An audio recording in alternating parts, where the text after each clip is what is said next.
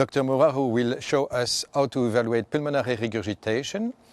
It's very important to take a look at morphology because this may be helpful regarding the etiology or the mechanism of the pulmonary regurgitation.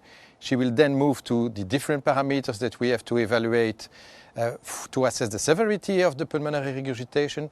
And finally, she will talk about the consequences of the pulmonary regurgitation on the right ventricular cavities and of the limitations of these techniques to evaluate the right ventricle. The echocardiographic assessment of a patient with pulmonary regurgitation may be quite challenging for two reasons. First, because the pulmonary valve is more difficult to visualize by echocardiography in comparison with the other valves. It has a poor acoustic access.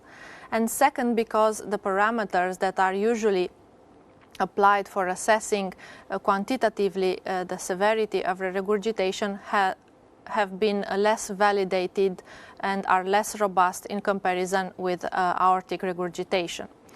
Here we have a patient with a tetralogy of Fallot of a 17-year-old.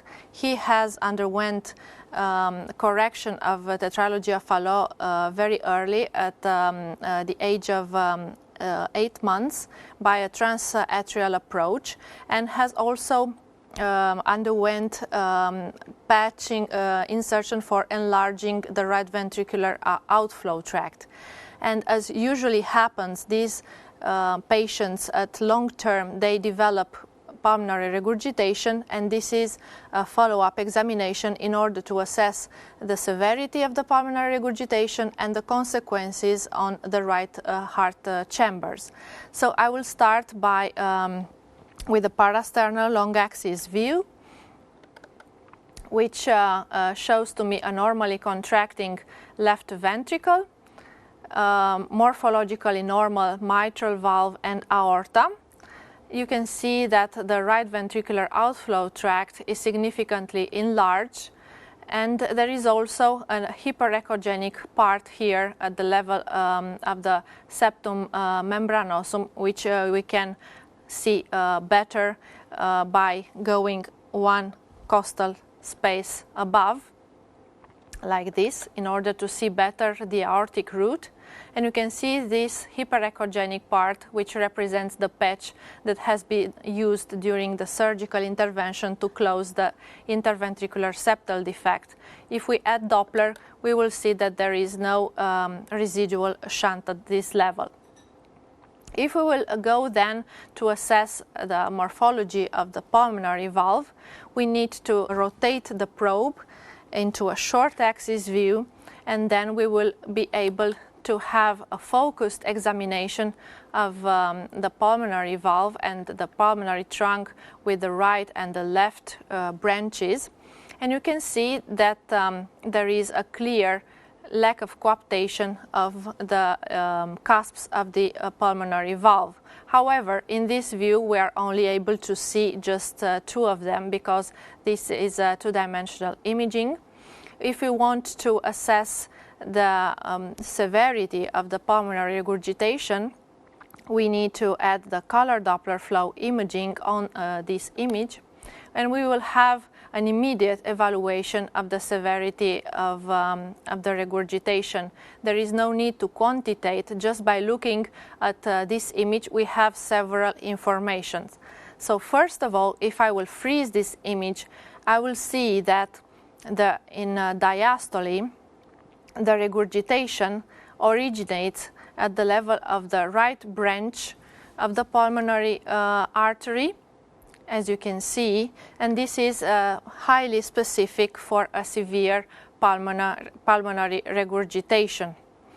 If the origin of the pulmonary regurgitation is more proximal, more closer to the valve, for instance, of the bifurcation, or at the level of the pulmonary trunk, this is correlated with a moderated degree of pulmonary regurgitation. So just a qualitative assessment of the color flow and the origin allows us to have a quick conclusion of the severity of the regurgitation. If we would like to confirm that the origin of the reflow in diastole is at that level, we can also add the pulsed wave Doppler exactly with the sample volume placed at the level of the pulmonary, of the right pulmonary branch, as you can see in the upper view. And here you will see a systolic antegrade flow, but in diastole you will be able to obtain a hollow diastolic intense signal, which indicates the fact there is a significant amount of reversal of the flow during diastole, which is correlated with a severe pulmonary regurgitation. Then there are several other parameters that one can use for confirming the severity of the pulmonary regurgitation from color Doppler imaging. And another one is the ratio between the vena contracta and the right ventricular outflow tract measured exactly at the level of the pulmonary valve. So like in this case, for instance, if I would go and display this image simultaneously side by side with the 2D image, on one side I can measure the right ventricular outflow tract at the level of the pulmonary valve, like in this case, and then I can measure on the collar the thickness of the vena contracta at its narrowest point. You can also remove the collar to see better. And then you can appreciate by performing the ratio between the right ventricular outflow tract and the thickness of the vena contracta. If the ratio exceeds 0.5, 0.65, it is indicative of severe pulmonary regurgitation. There is no defined cutoff for the absolute thickness of the vena contracta in pulmonary regurgitation, but just this parameter of the ratio with the right ventricular outflow tract. Another parameter that may be useful sometimes is the duration of the pulmonary regurgitation relative to the whole duration of the diastole.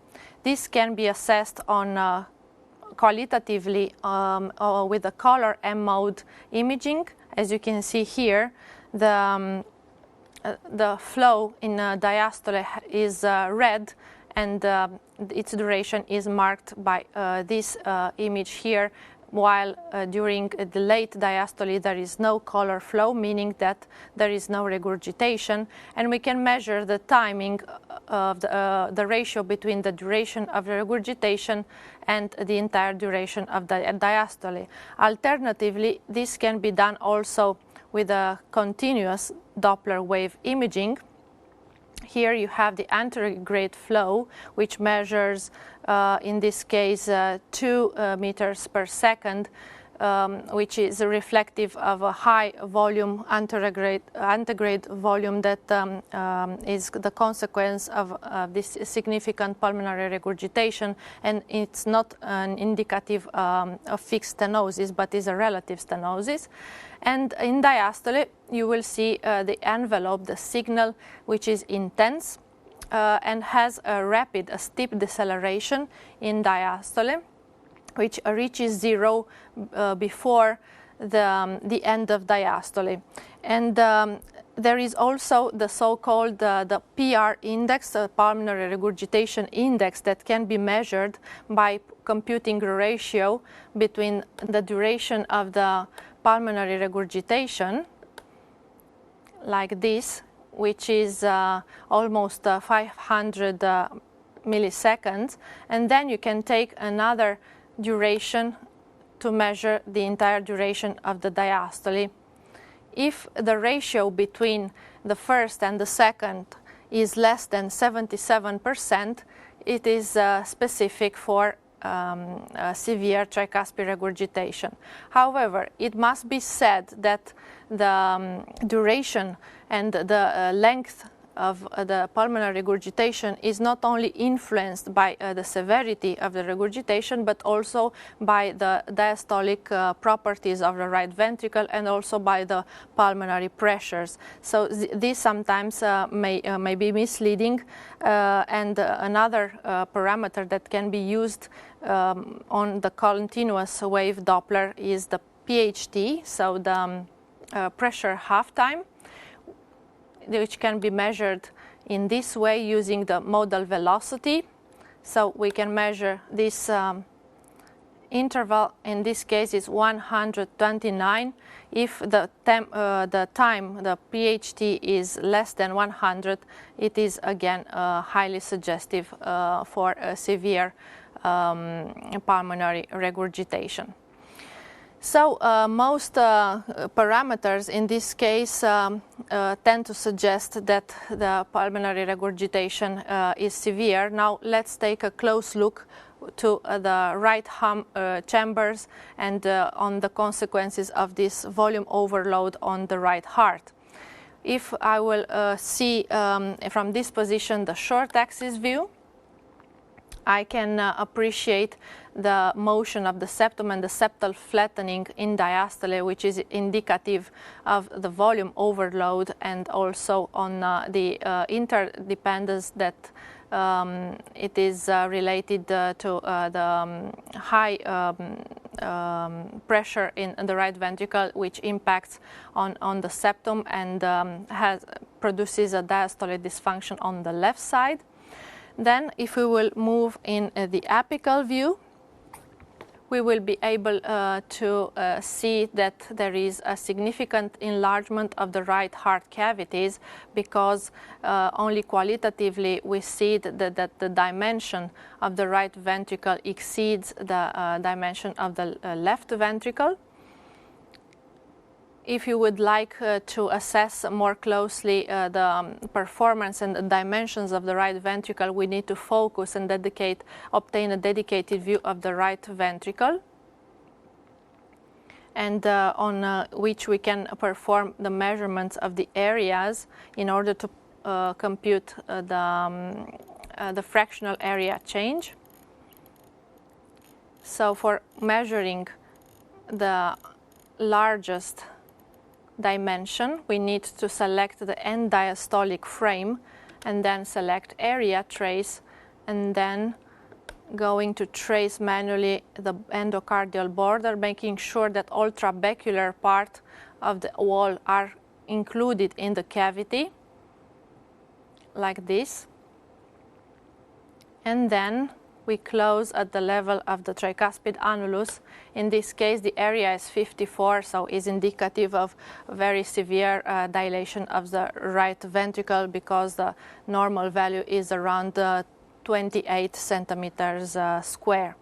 If we have the possibility to perform also 3D echo imaging, it is recommended because it is more accurate and more reproducible, especially in patients with congenital heart diseases, and nowadays it is the recommended method for assessing the performance and the size of the right ventricle.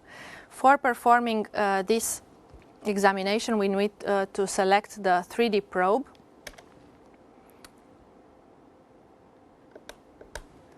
Okay, then go into the apical approach, and then select the multi-slice display of the right ventricle, in which we are able to see that there is a significant enlargement of the right ventricle, and with also a significant right ventricular dysfunction. The 3D probe in this case can help not only for assessing the morphology and function of the right ventricle, but can be used also for taking a closer look to the valve morphology. And we can go now to look at the pulmonary valve from the parasternal approach. And keep in mind the fact that the 3D probe can be used also for the biplane imaging, not only for 3D rendering. So you can have a very quick appreciation of the morphology of the pulmonary valve in two perpendicular views side by side, and here you can see very nicely the lack of coaptation, and this is confirmative of the mechanism of the pulmonary regurgitation, which is organic in this case. So there it's a primary pulmonary regurgitation, is not related to the dilation of the trunk of the pulmonary artery or to the increase of pulmonary pressure, but it is clearly related to an abnormal morphology of the valve itself. In biplane imaging, then if you want, you can also add color Doppler imaging to have a larger, more comprehensive visualization of the flow, of the regurgitant flow. And this view here confirms that the regurgitation is severe, and if we will stop the color Doppler in diastole, you will be able to see that actually the regurgitant flow fills the entire pulmonary artery and the right ventricular outflow tract. So this is a clear sign of severity.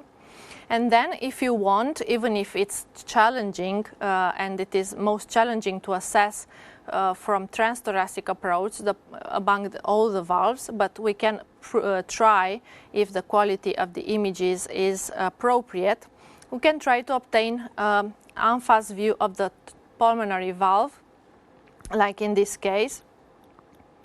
Here the point of view is from the pulmonary artery, and you can appreciate from this image aside that there is lack of coaptation in the diastole. If I will freeze the image, here you will see a hole here, and if I will play the image, you will see that only 2 of the 3 cusps are visible. So the morphology of the valve is indicative of a primary cause of the pulmonary regurgitation. If after all this comprehensive examination you are still having doubts about the severity, there is also the possibility to compare by pulsed wave Doppler the VTI, the velocity time integral from the pulmonary valve and from the aorta. And if there is a significant discrepancy between the two, meaning that the pulmonary flow is significantly larger than the aorta, this is again an indirect sign of the severity of the pulmonary regurgitation. For doing this parameter, I will switch again to the 2D echo imaging. Then going to parasternal view, I will take this flow with a pulse wave Doppler, the antegrade flow of the pulmonary valve, across the pulmonary valve, and we can measure the velocity time integral, again using the modal velocity, like this. And you will obtain a number 35, which is significantly large. And then from the apical approach, we take the same type of acquisition across the aorta. And if we do the measurement, we will find, also visually you can appreciate that it is significantly smaller. And you will find a VTI of only 23 centimeters. So again, this is a confirmatory sign of a severe pulmonary regurgitation. So this is overall the semi-quantitative and quantitative assessment that can be done when scanning a patient with pulmonary regurgitation. PISA method can be tried, but is never validated as for the other valves, and there is no clear cutoff. This is why I have not presented it. The most important and most specific parameters are the origin of the regurgitant in the branches, which is highly specific, and also the ratio between the vena contracta and the right ventricular outflow tract. Again, integrating all these findings in the clinical context and also with the information provided by 2D and 3D echo related to the size and the function of the right ventricle will help you to reach the proper conclusion about the severity of the pulmonary regurgitation. So the conclusion of this topic is that, of course, it's very challenging to assess pulmonary regurgitation, and moreover, it's very important to integrate all the different approaches and views to have a good evaluation of this pulmonary regurgitation.